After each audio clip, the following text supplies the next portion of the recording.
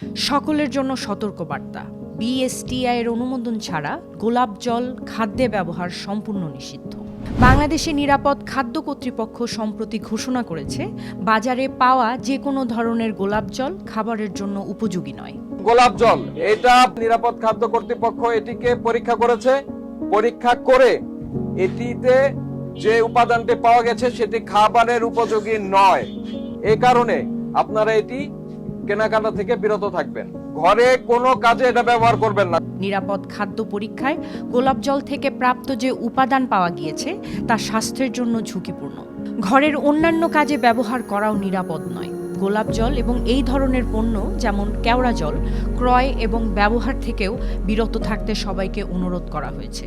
জাতীয় ভোক্তা সংরক্ষণ অধিদপ্তর ইতিমধ্যেই বিভিন্ন ব্যবসায়ীর দোকানে ইন্সপেকশন করেছে এবং এসব পণ্য না রাখার নির্দেশ দিয়েছেন। এখানে কেওড়া কিছুই নাই, এটা কেমিক্যাল লেখা আছে। এটা শুধু কেমিক্যাল আছে।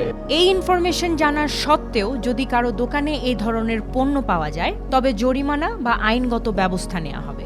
আপনার এবং পরিবারের সুরক্ষার জন্য সতর্ক থাকুন এবং নিশ্চিত করুন খাদ্য নিরাপত্তা।